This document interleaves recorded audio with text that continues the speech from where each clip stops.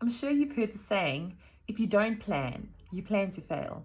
Now, that's really true when it comes to healthy eating, because if you haven't made a plan and you don't have a strategy and a plan of action entering the shop, or when it comes to meal times, you're just grabbing what's around or making another slice of toast with peanut butter, you're not going to succeed at changing your habits and your lifestyle. You've got to try your very best to get more of the good stuff into your eating. So it's not just about getting the weight down, but really getting the nutritional content and quality of the diet up. So here are some key steps to helping you to plan and making this whole journey of changing your weight and changing your eating patterns a lot easier. So number one is the healthy eating starts in the shop, because if it's not in your trolley, it will not land in your fridge, and it will certainly not be on your plate. So I always suggest to patients to make a little list, a shopping list, and go in with a plan. So you will see on the iLiveLite website, there are meal plans for you to choose from, and there's some recipe ideas. There's a lot of things to support you. Now, my recommendation would be take one or two of your favorite ideas from the meal plans and make a shopping list for those particular items. So go to the shop with your little shopping list ready. Also categorize your shopping list into sections. So have the fridge section and the frozen food section and the fresh veggie section all together in the little area, so that when you're in that section, you have a look at it and you work from there.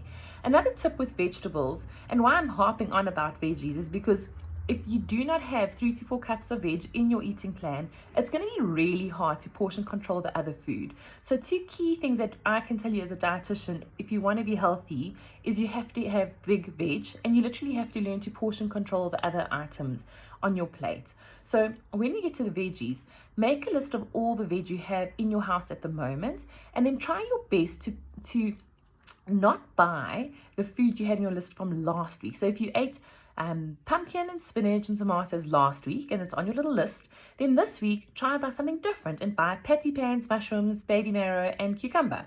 So switch it up a little bit, because typically we all buy the same food over and over again. Step number 2, do not ever go shopping hungry, because when you do that, you're going to buy all sorts of things that are looking delicious, because when you are hungry, you're in that danger zone, and you honestly, in that point, you just want to eat whatever you can lay your hands on. So do not go shopping hungry. Another really simple tip I use with patients is choose 2 breakfasts, 2 lunches, 2 dinners for the whole week. Alternate those 6 options throughout your week and simplify things. Sometimes you really just overthink things and make it so much harder than it needs to be. So if you plan, you will see so much more success with your eating. And just doing this once a week, and even prepping some food and having some frozen veggies in your freezer as a quick backup, makes all the difference when you're rushing.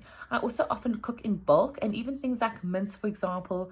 If I took a 500 kg pack of mince and I'd add a tin of lentils to that and then put lots and lots of veggies in, then that whole dish, if you divide it into 10 portions, is 2 proteins per portion. And I pop those in the freezer, and it's such a nice, versatile, easy thing that's just ready to go in my freezer. So just take that little bit of time and do the planning. I promise you it will make the biggest difference. Good luck with your planning.